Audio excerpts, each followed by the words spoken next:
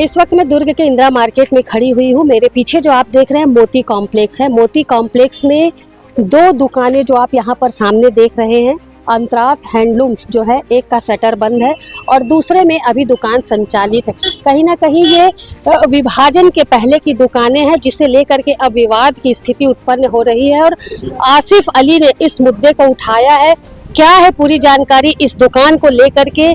क्या ये दुकान निगम की में है या ये दुकान का अभी तक के कोई निपटारा नहीं हो पाया? इस विषय को लेकर के आसिफ अली मेरे साथ हैं, उनसे बातचीत करते हैं और पूरी जानकारी क्या है, आखिर क्या है इस दुकान की कहानी, उस विषय में उनसे हम जानकारी लेते हैं। आसिफ अली इस वक्त मेरे साथ मौजूद हैं।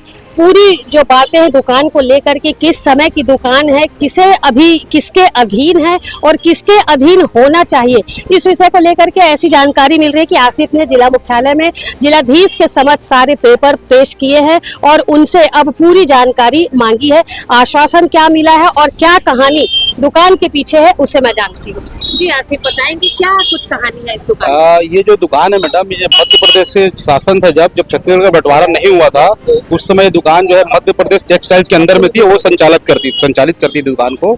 जब हमारा प्रदेश अलग हुआ, छत्तीसगढ़ राज्य बना, तो उस समय दुकान मिली थी CSIDC को बंटवारे में और CSIDC इसका संचालन कर रही थी। मगर 2004 में तत्कालीन आयुक्त सुंदरानी साहब ने उनको नोटिस देकर के बोला कि भाई आपकी दुकान काफी समय से बंद है, आप जो और यहाँ पर जो है इस दुकान की वजह से अतिक्रमण हो रहा है, तो आप दुकान को या तो चालू करिए या सिलेंडर करिए। तो उन्होंने वहां से जवाब दिया प्रबंधक ने कि भाई ये इस दुकान में हमारा सामान रखा हुआ है जो लगभग 25 लाख के आसपास का है और अभी तक इसका निर्णय नहीं हुआ है कि बंटवारे में सामान किसको जाएगा, इस वजह से इसको जो है अभी आप निरस्त नहीं कर सकते, है ना। तो उन्होंने फिर से नोटिस भेजा उनको। ऐसा नोटिस जो है 2004 से लेकर के 2021 तक चलता रहा और बीच में 2009 में कमिश्नर साहब ने उनको निरस्त करने के लिए एक लेटर भेज दिया कि दुकान को। कौन थे उस समय तत्कालीन कमिश्नर सुंदरानी साहब थे, SK सुंदरानी जी। तो उन्हीं के समय में निरस्त करने का उनको नोटिस गया, तो नोटिस का जवाब उन्होंने दिया और सचिवालय में मामले को लगाया यहाँ पर। तो सचिवालय मामला अभी तक पेंडिंग है। 2021 में आखिरी बार जो है सचिवालय ने उनको नोटिस भेजा कि आप जो है एक पक्षीय कार्यवाही, दुकान को रिक्त करने की एक पक्षीय कार्यवाही नहीं कर सकते, इसको स्थगित किया जाए, ऐसा उन्होंने नोटिस भेजा था। मगर उसके बाद भी मेरे को ये जानकारी मिली कि जो पुरानी फाइल थी 2004 से लेकर के अभी तक जो चल रही थी, उसको दबा करके एक नई फाइल बना करके MIC में प्रस्ताव लाकर दुकान को आवंटन किया गया है। और किस पेपर में इसका इश्तेहार दिया गया, किन लोगों को आवंटन किया, कितने लोगों ने पार्टिसिपेट किया, ऐसी कोई जानकारी निगम नहीं दे रही है। इसको बड़े सादे तरीके से और बड़े चुपचाप तरीके से उसको आवंटन किया गया। और नगर निगम में जब मैंने जानकारी लेने के लिए सूचना का अधिकार लगाया, तो जो सूचना का अधिकार में मेरे को पेपर मिला, उसमें उस समय से लेकर 2004 से 9 से लेकर के अभी तक जितने भी सेक्रेटरी हुए, सचिव, तो सभी को जो है सभी का पत्र निगम में आया है कि आप इस पे एक पक्षी कार्रवाई नहीं कर सकते।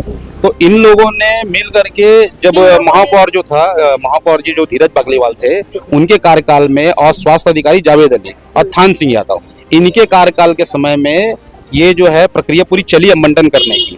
भाई जब वहां पे सचिवालय मामला पेंडिंग है तो आप कैसे इसको आवंटन कर सकते हैं? और इसकी पुरानी फाइल कहाँ है? अच्छा, इन्होंने बताया कि पुरानी फाइल गुम हो गई थी, जिसकी शिकायत हमने थाने में किया था। तो थाने में क्या कार्रवाई हुई, कितने लोगों के ऊपर FIR हुई, इसकी भी जानकारी कोई नहीं दे रहा है। भाई अगर फाइल गुमी है तो कोई ना कोई तो जिम्मेदार होगा ना, तो उस जिम्मेदार के ऊपर में क्या कार्रवाई आपने किया, इसमें इसकी भी कोई जानकारी नहीं। खाली एक FIR की रिपोर्ट डाल दिए और ना कोई वहाँ जाके फीडबैक ले रहा है कि भाई फाइल घूमी तो कैसे घूमी, जांच क्या हुआ, थाने से भी कोई जानकारी नहीं मिल रही कि क्या जांच हुआ, जांच में क्या पाया गया, ऐसी कोई जानकारी नहीं। तो ये सब मिल करके जो मिलीभगत करके शासन को, प्रशासन को गुमराह किया गया है और गलत तरीके से इसको आवंटन किया गया है। और मेरे द्वारा एक चीज मैं चाहूंगी, नियम क्या कहता है? जब जैसा कि आप जानकारी दे रहे हैं, आपके पास सारे पेपर है, पुख्ता जानकारी के आधार पे ही आप यह बात कर रहे हैं। मैंने सूचना के अधिकार में दुर्ग नगर निगम से पूरी जानकारी निकलवाया है, उन्हीं के दस्तावेज के हिसाब से मैं बात कर रहा हूँ। जो दस्तावेज उन्होंने दिया है उसी दस्तावेज पे ये लिखा हुआ है जो सारी चीजें। नियम क्या कहता है? जब मामला पेंडिंग पड़ा हुआ है तो क्या निगम इसका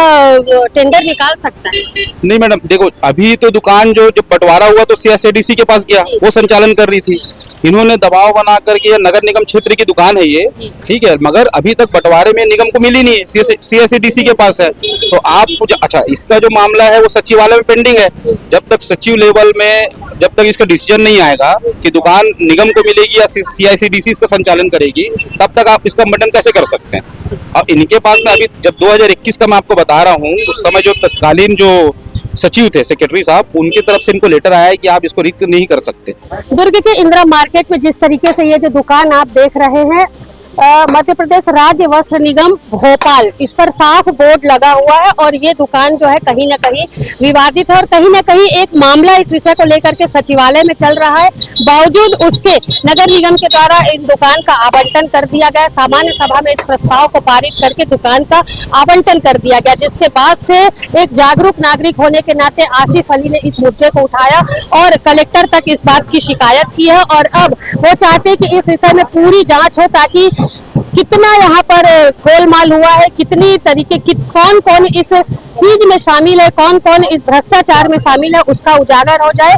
फिलहाल हमने जब उनसे आसिफ अली जी से बातचीत की तो उनका कहना था कि ये लड़ाई वो लगातार लड़ते रहेंगे और जब तक दोषियों का पता नहीं चल जाता, दोषियों पर कार्यवाही नहीं हो जाती, तब तक इस मुद्दे को वो उठाते रहेंगे। और आज वो जिलाधीश के पास गए हैं, यदि जरूरत पड़ी तो वो सचिवालय में उच्च अधिकारियों तक, मंत्रियों तक भी जा करके इस बात की शिकायत करेंगे और जांच की मांग करके पूरे विषय में स्पष्ट जानकारी चाहेंगे।